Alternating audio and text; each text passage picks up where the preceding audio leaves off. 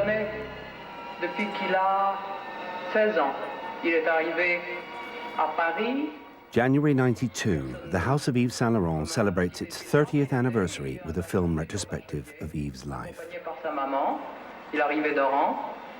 Il était à peu près aussi grand qu'il est maintenant et aussi maigre, 1m82, 62 kilos. Sa maman était là, qui l'accompagnait partout.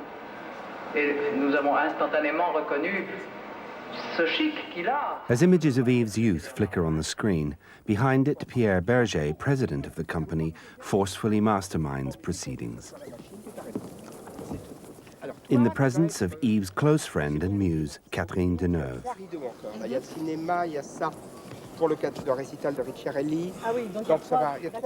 And hovering uncertainly in the background, the man they are celebrating, a legend.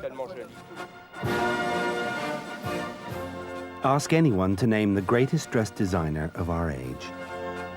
Yves Saint Laurent. YSL. Yves Saint Laurent.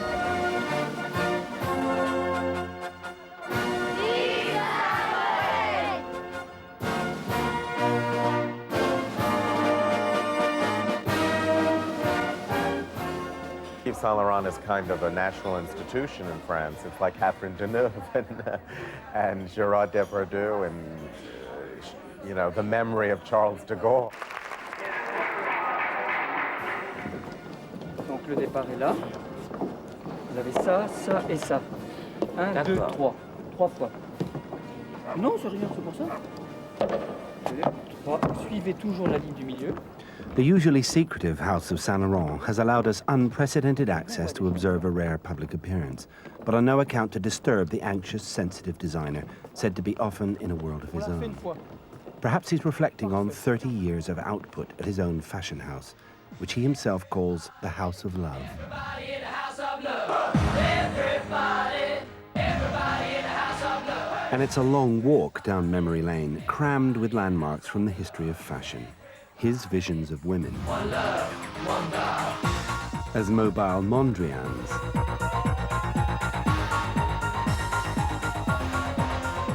As Andy Warhol-inspired pop art.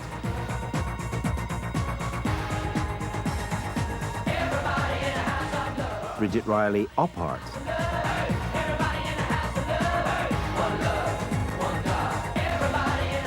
He put women into menswear and got them banned from restaurants. Then with Le Smoking, promised them access to exclusive male domains. Playing gender bender games with his perennial Hello Sailor look.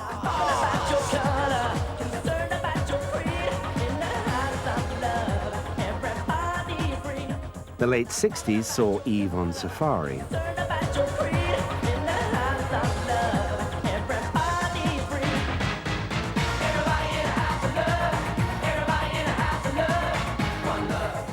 And in the 70s, on the hippie trail, which led him off on a global tour of ethnic influences.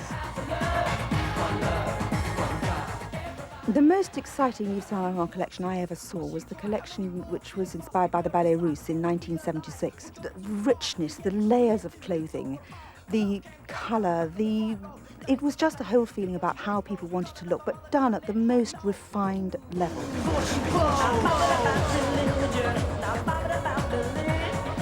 So strong, so original, and the workmanship was just unbelievable. I actually saw people cry. They gasped in '88 at his grape-engorged embroideries. Yves Saint Laurent est à la fois c'est le couturier, c'est le dernier témoin d'un monde d'hier. Il est la mémoire d'un monde qui n'a plus de mémoire. If there were some ghastly tragedy and all of fashion, apart from Yves Saint Laurent, all of fashion created in the last 25 years were destroyed, we only had Yves Saint Laurent, future generations would understand what the stage that women's development, feminism, men, society generally were all, and culture as well, were all about. I don't know if fashion is an art, but what I know is Yves Saint Laurent is an artist. With art house prices, Van Gogh's irises, relabeled YSL, $100,000. Yves Saint Laurent is far and away the towering genius of our generation. In fact, He's God.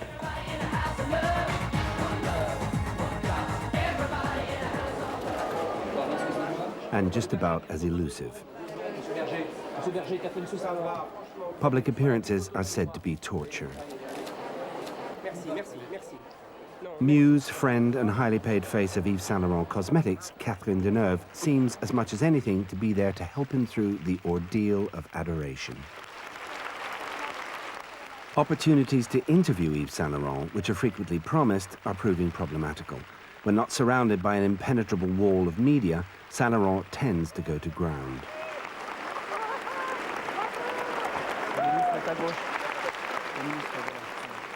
But a profile needs to get close to its subject. Yes, recently it's been rather recluse.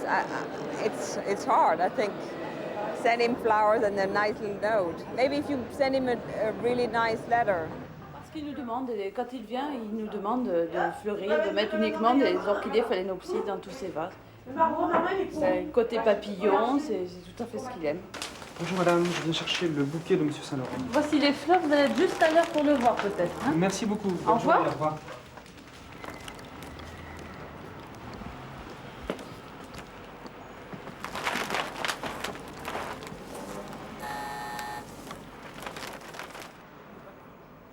Il est parti? Il est parti? Je vais apporter des fleurs. Oui, j'apporte, je veux lui remettre des fleurs, voilà. Alors, merci. Merci monsieur. Bonne journée. Au revoir. Au revoir.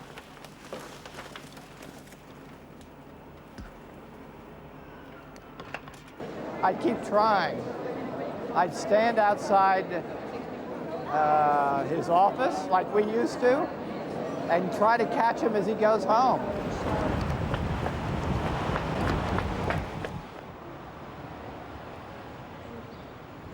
Qu'est-ce que vous aimez? S'il vous plaît, monsieur. Oui. Vous restez dehors. Alors, vous n'avez pas aucune autorisation pour prendre? I wouldn't even try. I wouldn't even try. He's so carefully guarded. He's so carefully guarded. I don't think that, certainly I don't think in English television, I mean, you know, if they won't do it for the French, they won't do it for anybody out of home. The facts, then, are these. Said to have been born with a nervous breakdown in Algeria, young Yves, at the age of 3, wept when his aunt went out wearing a dress he didn't like, thus displaying early on excessive sensitivity and an eye for fashion. While other little boys played with tin soldiers, Yves busied himself with paper dolls. Ridiculed by schoolmates, the delicate child swore that one day he would be famous. At the age of 18, intimations of things to come. First prize in a sponsored Parisian fashion competition, beating the 19-year-old Karl Lagerfeld into second place, where some would say he has remained. Brought to the attention of Christian Dior, Yves Saint Laurent's precocious talent is quickly appreciated by the house and the house model.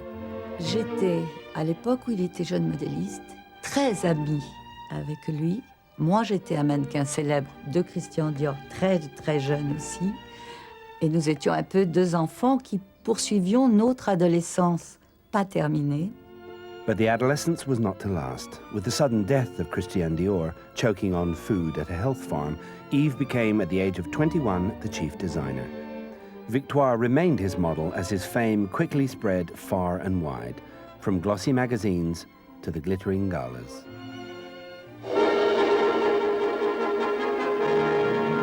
Blenheim Palace. To this lovely setting came Yves Saint Laurent, successor to Christian Dior, the youngest and one of the most famous designers in the world. And the Duchess talked to him about fashion. How long do you think a fashion should last to be really successful? The great dressers can never die. The fashion must die every year. Only the styles remains. Then called up for national service, Yves suffered a nervous breakdown. On his return, Dior offered him an unacceptable job in London, but waiting in the wings, Yves' knight in shining armour. Pierre Berger sued Dior on Yves' behalf, and with the proceeds, together with the loyal Victoire, they set up their own house, the House of Yves Saint Laurent, the paper dolls of his boyhood about to become real creations bearing his name. It's amazing when you think that the first show he did he didn't have enough money to even buy the fabrics. He didn't even have enough money to rent the house. Everybody worked for him almost for nothing. C'était pour tous les autres très tendu et lui était extrêmement calme. C'est-à-dire qu'il faisait son travail toujours très sérieusement. Alors, quand sa collection avait eu beaucoup de succès, j'étais vraiment très, très heureuse. Oh, I can remember how I thought this is somebody young. This is out of the mold of the old tradition. And it was young and zippy and snappy. It cracked, you know, it had pep. And it had purchase appeal. The press, the buyers, the elegant women in the audience were in at the launch of a career which was to be full of contradictions. Je déteste les bourgeoises, je déteste leur esprit, leur intransigeance. You talk like Marlene Dietrich, and you dance like Zizi Jeanmaire. I didn't know him. He just cruised me. That's the word, draguer. And there's diamonds and pearls in your hair. Yes, there are. You live in a fancy apartment. It is a rather androgynous world. I think that Saint Laurent, Warhol, the Rolling Stones were all part of the same movement towards androgyny. And a friend of Sacha Distel, yes you do. It was crazy. I mean, the mixture, the most marvelous mixture of people. I mean, it was just great fun. When you're alone in your bed. But Yves began to draw apart. Tell me the thoughts that surround you. I want to look inside your head. Pressures were mounting. J'ai créé une maison de haute couture, donc je suis responsable de tous les gens que j'ai engagés dans cette maison, de tous les gens. J'ai responsabilité vis-à-vis d'eux. He needed the reassurance of the fame and the success. At the same time, it also eats you up, you know, and it's that balance which he sometimes doesn't know how to handle. I think he's a human being and he's an artist, so he's very tortured, you know. Moi, je suis absolument un fossile. Enfin, je suis dans ma cage et je ne peux plus en sortir. He gave me a passage from a letter Proust wrote, talking about the nervous people being the salt of the earth, high-strung people being the people who really create. And I think Yves very, very much identifies with that kind of fragile, high-strung, almost about to kill himself kind of artist, you know. J'aimerais partir pendant très longtemps, sans rien faire, tout oublier et revenir voir si j'ai toujours envie de faire des robes. The house becomes a fortress or a prison. Saint Laurent's life shrouded in mystery. On the eve of every show, rumors are rife. There is this question of will Saint Laurent even appear at his own collections? There are all the rumors whether he's got AIDS or not, exactly what kind of drugs he's taking or may not be taking. I mean, there have been various explanations for what kind of illness he's had, but, you know, there was one point where he was sort of walking down the catwalk drooling. That's because he's unfortunately had a tough problem with the bad things, some of the bad things in life. For the 120th time in his life, another deadline approaches. Saint Laurent is locked into the infernal rhythm of fashion. The closed doors may reaffirm the mystique of the creative process, but no one will tell us if he's actually there. One door closes, another opens. Longtime partner Pierre Berger issues the latest bulletin. You know, he's not very healthy. He has been very, very sick. He went to hospital 2 or 3 times for a nervous exhaustion. He drank too much. But now he's a teetotaler, and I can't say he feels well. Baby back, dressed in black. The malicious scenario is that he now doesn't play much of a part in the design of his own collections or much of a part in the running of the house. She broke the needle and she can't slow walking the dog. I'm just a walking the dog.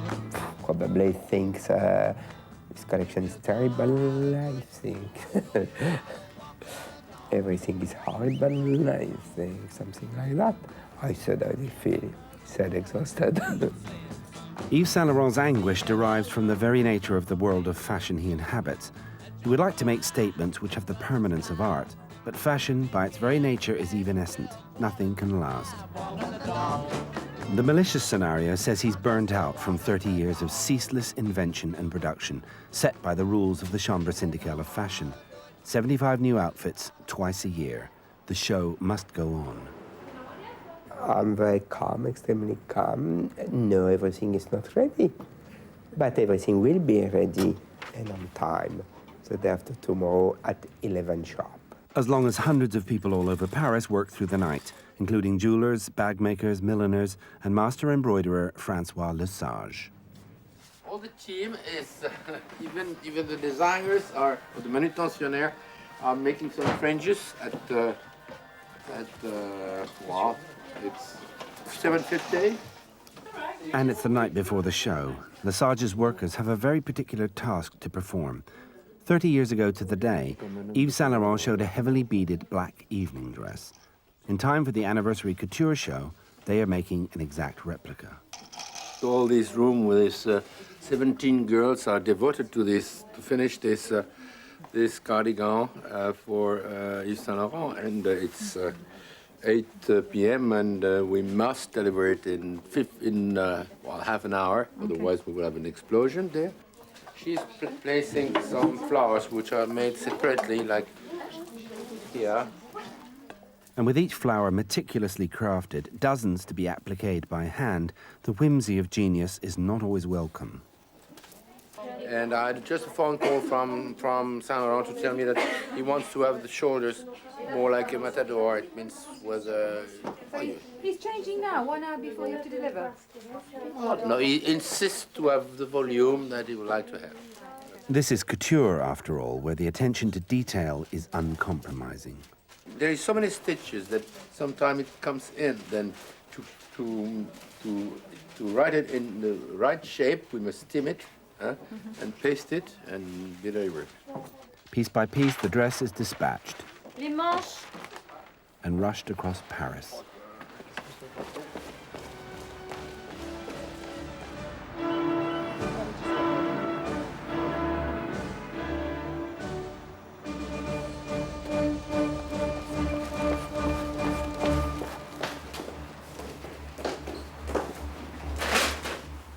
Another section completed. Saint Laurent's tailors and seamstresses will spend the rest of the night sewing the embroidery onto the dress, which will be placed on a mannequin, tailored, lined, and finished just as it was 30 years ago.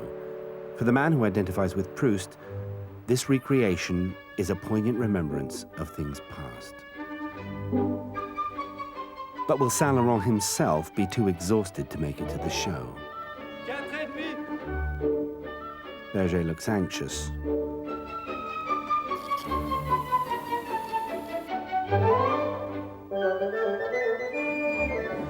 C'est en ordre? Berger and Saint Laurent have been together since the early 60s, and in a sense, the coupling of the sort of shrewd, sane, sensible business brain, i.e. Berger, and Saint Laurent is a sort of tortured, flaky, créateur who's the esprit of the business. I mean, that's very typical in fashion. But Berger and Saint Laurent, to an extent, are the quintessence of that. You are just wonderful, thank you very much. People make much of their differences.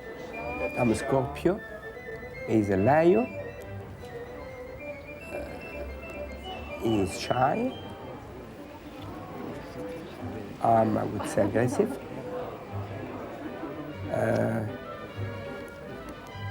I know business. He doesn't know. He's an artist, I'm not. Yet few people realize Pierre Berger was once an aspiring artist himself, but has thrown all his creative energy into making Yves Saint Laurent the force in French fashion, ruthlessly banning people from shows if they didn't give Yves Saint Laurent sufficient prominence, masterminding publicity and business with astonishing skill.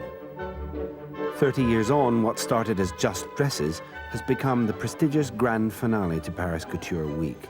The wealthy, the powerful, the political will all be there, signifying the importance of Yves Saint Laurent as a cultural force in France. and a huge business. Yet this is also a gathering of what Yves calls his fidèles, his faithfuls, his family, a tightly knit coterie who have been there since the beginning, all recognizing the anxiety and emotion which fashion has become for him. One of the most touching things when you go to the couture, we're talking of couture not ready to wear, and there are curtains and masses of flowers, and there is a little hole, and through it you can see an anxious eye, which is Yves Saint Laurent's eye, and he's anxiously waiting to see the right bottoms go on those seats. Then it starts. Pierre Berger comes out with a great flourish and sort of throws everyone, you know, people who are on the catwalk talking, throws everyone away, and it starts.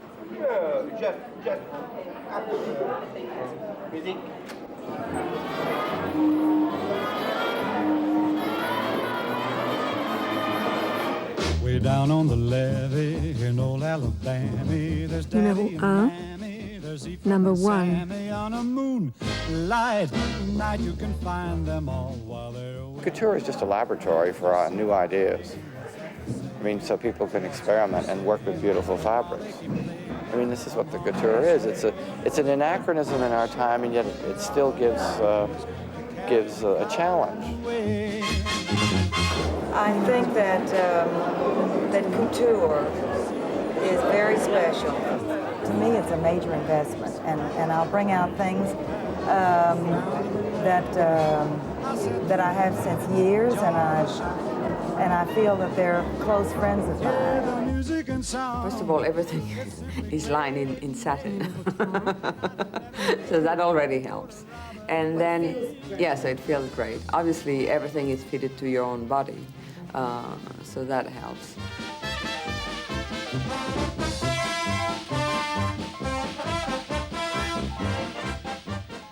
In fashion terms, in leading-edge fashion terms, he hasn't been there for years. And arguably, there's wonderful tailoring, and so all the sort of classical facets of French fashion, the tailoring, the look, the elegance are there. But as for new ideas or being avant-garde or coming up with anything funky or leading edge, I mean, forget it. That hasn't happened since the 70s. Mais qu'est-ce qu'ils ont à pas applaudir?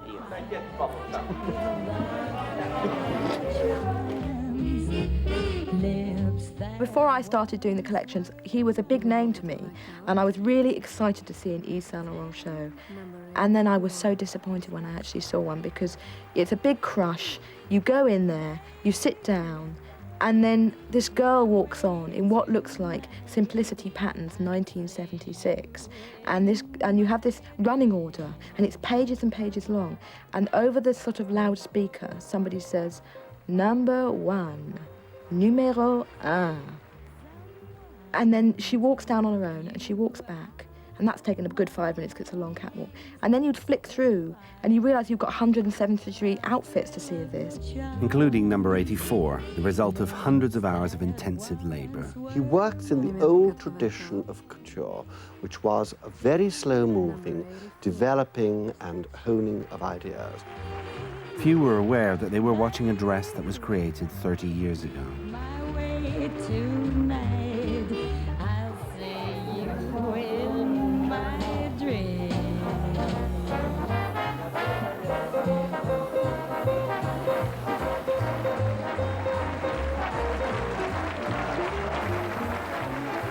Numéro 85, number 85.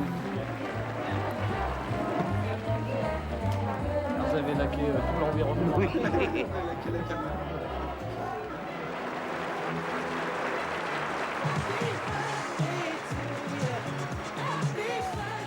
We've always read, we've always heard, this is the end of Yves. Yves not going to make it this time. Someone else is doing it for him. But yet every time, there he is.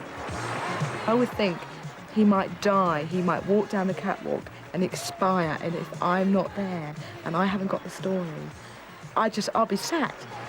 The hot fashion story way back in the 60s was that in the name of Yves Saint Laurent, the partners had a fashion marketing revolution in store.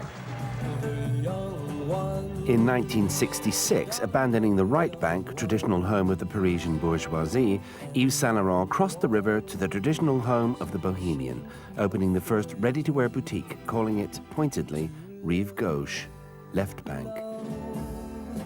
Rive gauche is very important for me because it's my new way to see fashion. Je pense que l'avenir, c'est le prêt-à-porter parce que c'est l'avenir, c'est une chose nouvelle, c'est une chose pleine d'espoir et pleine de nouveautés. Mais c'est pas l'avenir sur un plan d'argent.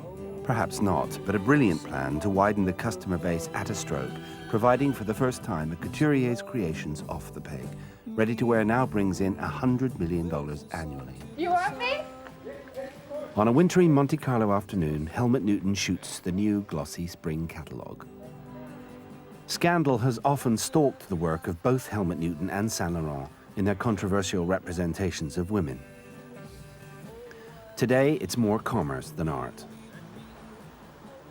Oh, I'm a great fan of it. You know, he's a great master. But I don't know whether I like that picture. The picture looks stupid. Huh? Do you think it looks dumb? Well, it's not fascinating, I must admit. No, it's not fascinating. It's not fascinating. It's not fascinating. Yeah, not fascinating. Give it to Alex. fascinating. It's not fascinating. Helmut Newton is not always fascinated by more recent aspects of Yves Saint Laurent's ready-to-wear collection. I don't like a woman that's 150% feminine, which what I've just photographed now, of course, is 150% feminine. It's very, but it's also very, sort of cute and corn-fed looking. Helmut Newton is reminded of a more radical past. There's a picture that I took in 1975 of in the street where I lived in Paris at night of a woman in a suit, in a double-breasted suit, and it's a spurt of the way he saw women at the time, and it's the way I like to see women. Oh shit! Don't worry about your hair. Non, c'est le boléro là qui s'en va complètement. Hey, Gracie. All right, stay like this now. Good. No, that's perfect. Don't move now. Time seems to have caught up with the young radical who now designs for the well-heeled establishment he once shocked.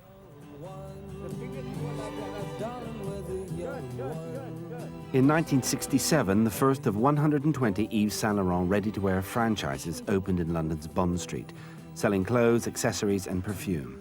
The young ones of the 60s can now be seen initiating their young ones into the art of the Yves Saint Laurent spending spree. Hello, Mrs. Burns. Hello, Claire. We've come to look for something for Claire's 21st. Big occasion. Claire, how wonderful. Lucky you. We don't know quite what. Yes. Claire's got some ideas, but Hi, maybe so my house on the smoking suit. maybe we could share a few other things, Dave, and make sure that really is what she wants. Something for a party. Yes. That's for a party. Superb. In gold leather. She does love That's lovely. It's a bit restricting, isn't it? This bustier dress. That's so pretty. It is pretty. That will be lovely on you. Happily, there are veterans on hand to show how it's done. Yes, the color here is perfection. Good. That's one thing done. And that's 2 and 3 and 4. Everybody has a budget nowadays, and particularly now. But I'm not under sort of pressure. It's left to my discretion. No pressure at all if you've got around £10,000 for a seasonal outlay. There's the classic smoking. This one. That's the one. That is it. Well, I've probably been looking at my mother's cupboard now for 20 years and dreaming of wearing Yves Saint Laurent myself. And she's always had, like, the smoking suit. And I just think that is Saint Laurent. I mean, it looks like Saint Laurent. It has that wow quality about it. And I've always, always wanted the smoking suit, ever since I could remember.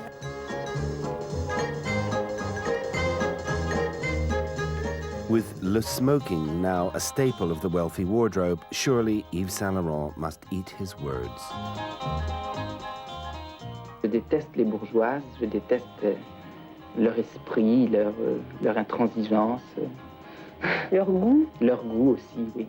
But it's that very taste buying £1,000 suits that he has to thank for his ready-to-wear success. Yes, it is expensive, but I really think it's going to last for many, many years. And I do feel that with Saint Laurent clothes, that the initial outlay actually pays for itself at the end of the day, because you can wear the clothes for so many years and readapt them, that the actual initial expensive outlay over the years, I think it does pay itself off, actually.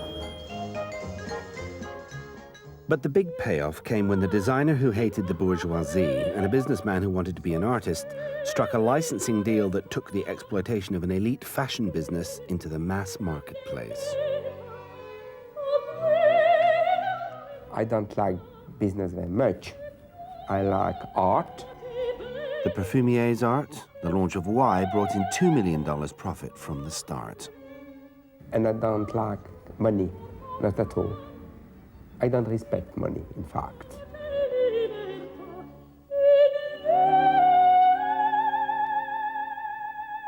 The impact of Yves' naked body was nothing to the stir he, Berger, and Charles of the Ritz whipped up in 1977 when they launched a new perfume shockingly named Opium. At $100 an ounce, the heady, spicy scent sold more in a month than Chanel No. 5 did that year. Opium ads offended the American Chinese community and were banned in Australia as an encouragement to hard drug taking. The entire launch was a publicity coup. They took a Chinese junk and had it in the East River down by South Street Seaport. And the whole thing was covered with lanterns and lit up. And they had a dinner on this Chinese junk. Then they had a fireworks show afterwards, and they spelt out Yves Saint Laurent fireworks over the East River, and then opium over the East River. The temptations of perfume licensing, grossing $500 million a year, proved addictive. I'm a businessman just because I was obliged to be a businessman. What can I do? I did the opium perfume campaign for Yves Saint Laurent for 8 years.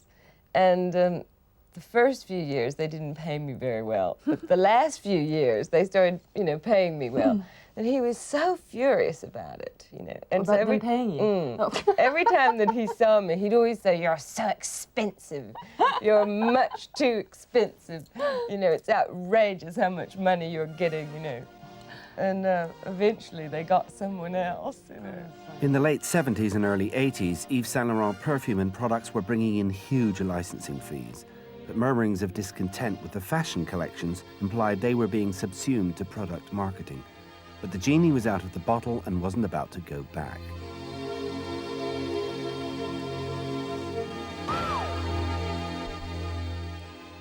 As Berger has said, Yves Saint Laurent, the man, had become a label. Having sold Saint Laurent's name and made millions, Berger had a plan to get it back and make even more. He teamed up with de Benedetti. They raised an enormous amount of debt to buy back the perfumes, which transformed the finances of Saint Laurent as a business, gave them control over their perfumes, allowed them to defray their marketing costs. It really was of inestimable advantage to them. He then managed to go public, and he raised capital, so he paid off a lot of the debt. But the structure of the deal for going public enabled Berger and the founding shareholders of Saint Laurent to retain control of the business. So in financial terms, it was an astonishing coup, and it was something that sort of so-called serious, mainstream big businessmen really haven't been able to replicate, so you've got to admire him for that. Because in one day, on est passé d'une entreprise commerciale grande réputation, mais quand même un petit peu pas très grande, en une multinationale empire qui couvre le monde entier.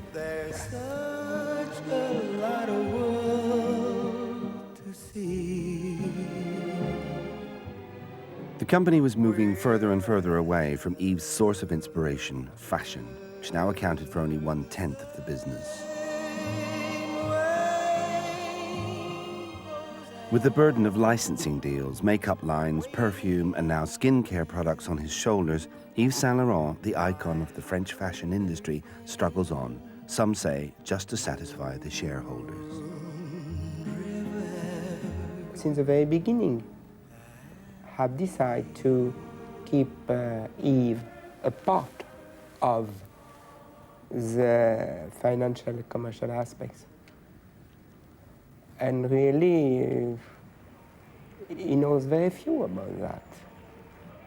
But it was my duty to do that, and I did it.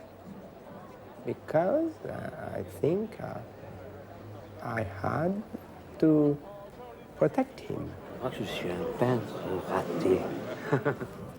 It is very, very difficult to work with an artist. And what I did for Yves for 30 years, I would never do in my life for somebody else. And I certainly won't. So what's this? 6 months later, a new name, a new logo. I feel confident. Maybe not happy, not yet, but very confident. A new, young, sensitive designer by the name of Robert Merlotz, a former assistant now launched by the House of Saint Laurent. This young man must be quite special for them to have given him such an auspicious opening. Back to the tune of $2 million.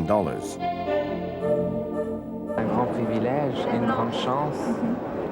Ma grande chance est d'avoir travaillé près de M. Saint-Laurent, qui est la personne que j'admire le plus. J'ai été très très heureux et maintenant je m'exprime seul. So is this Saint Laurent's successor waiting in the wings? But I think, you know, Pierre's not about to say that Robert Merlotz is the Dauphin. There is not a Dauphin. I mean, he's going to let you say that. He's not going to say it. The fashion world was bemused. Here, in the midst of Couture Week, a ready-to-wear collection, the House of Love was clearly divided. The usual coterie was present, except the master himself, who was said to be in anguish. There was much speculation about why the house financed this collection, although Berger said Yves Saint Laurent himself signed the contract. Saint Laurent's mother echoed many people's views. C'est pas comparable au début de M. Saint-Laurent. Oui, là c'est un jeune, s'adresse à une clientèle très jeune, tandis que mon fils est adressé de suite aux très grandes clientes du monde entier qui étaient chez Dior. On ne peut pas comparer. But then nothing's like the memory of the past.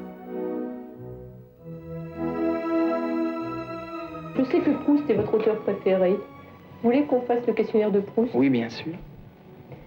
Quel est votre trait principal de caractère? La volonté. Votre plus grand défaut? La timidité. Quel est votre idéal de bonheur terrestre? Dormir avec les gens que j'aime. Le comble de la misère? La solitude. Ce que j'aimerais faire, c'est redevenir très très jeune, parce que je n'ai pas tellement... j'ai eu tout de suite beaucoup de responsabilités, et ce que je voudrais, c'est faire des bêtises. He doesn't like the life. He loves his work, but not the life. And for me, it is very sad. It seemed too late to trouble Monsieur Saint Laurent for our long-promised interview. For our BBC profile on you and the House of Yves Saint Laurent. Ah oui, oui. But anyway, all the best for tonight. Merci beaucoup. Au revoir. Merci.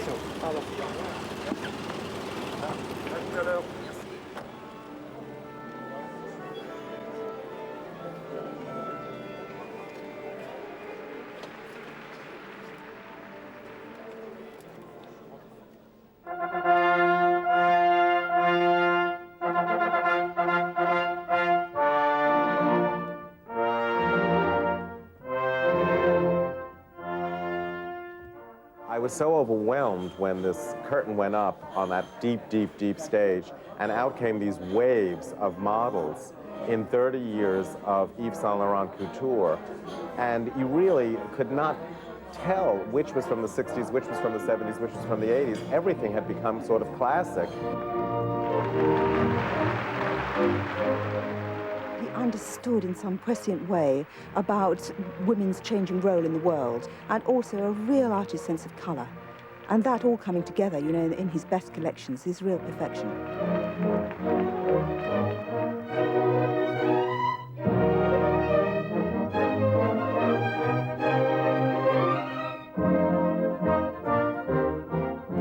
After 30 years, even if something happened, and something will happen one day, of course. I don't know what, and I don't know when. But I think it's a wonderful story to think Yves is and will be unique. Because I said so many times, if something happens, I will close the haute couture department immediately. Berger's controversial public statement that if Yves goes, all of couture goes with him has cast a chill over the thousands whose own livelihoods depend on it. I have problems with Mr. Berger because I can't accept. Maybe somebody's tired, maybe because somebody wants to retire. I really don't understand why he wants to say in the world that we are dead. Do I looking like a corpse? Maybe me, but if you look to my girls, they are 20 years old. The vulnerability of the exotic world of couture seems to parallel Saint Laurent's own fragility. A collection like this may never be seen again. He is an artist, I mean, and one can't make too much of art in connection with fashion. It is, after all, an applied art, but he certainly brings it closer to fine art than almost anyone of this time, of this generation.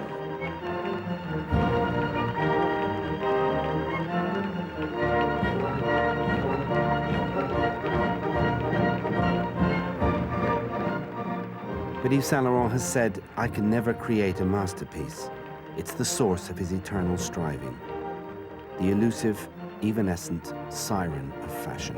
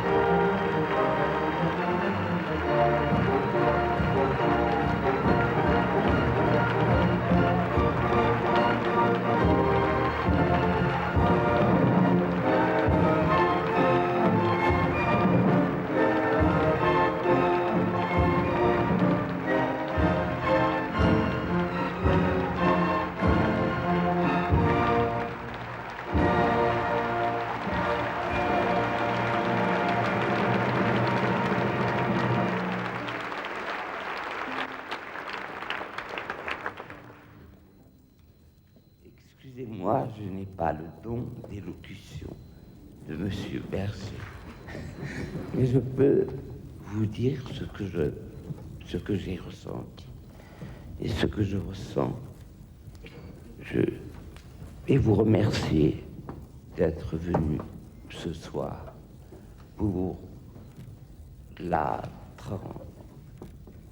30e collection. Je voudrais dire tout mon amour, parce que c'est toute une vie, et c'est une vie d'amour, dans une maison faite sur l'amour.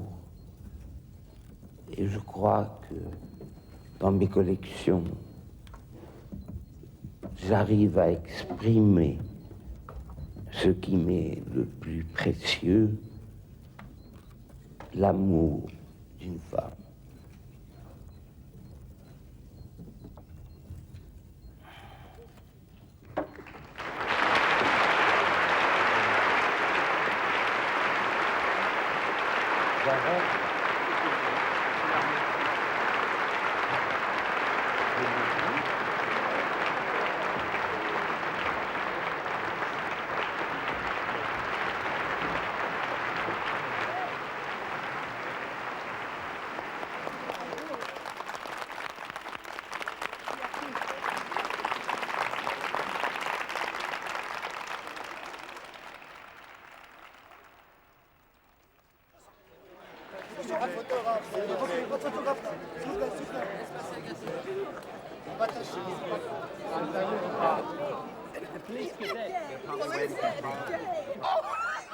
Then at the celebration dinner, an opportunity.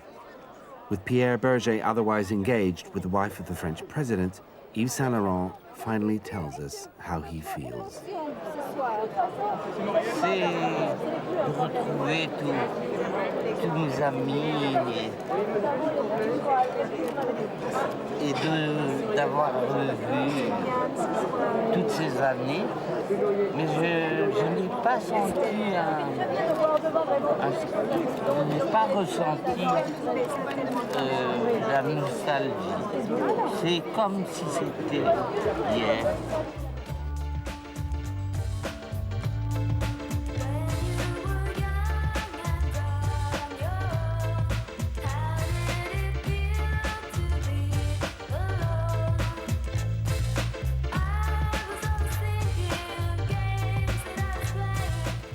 Many people came to me and said, Mr. Berger, I always said the same thing, I need a Pierre Berger next to me. My answer is always the same. First, you need an Yves Saint Laurent.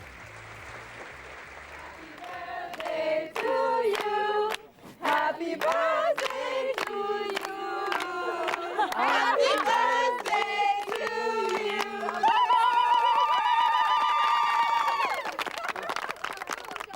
He looked as if he was a butterfly that could be broken on the smallest of wheels, but he clearly had a will of steel. Vous étiez divine. Ah oui, oui, grâce à vous. D'une beauté, c'était extraordinaire. I'm not anxious really about what everybody keeps saying about his health. He's a strong man. You can see his shoulder as in size. He will be there for a long time. Mais si elle est là, Mettez-vous 2 secondes avec Ah non, non, non, écoutez, non. Chose quand même. Bah, non, c'est amusant, non, non, pas du tout. Ça fait partie des coulisses, le rouge à lèvres. Justement, c'est amusant. Non, non, mais il n'y a pas d'amusant, ce soir. Il y a du beau, mais pas d'amusant. Et après, voilà. Che farò senza il ridice, dove andrò?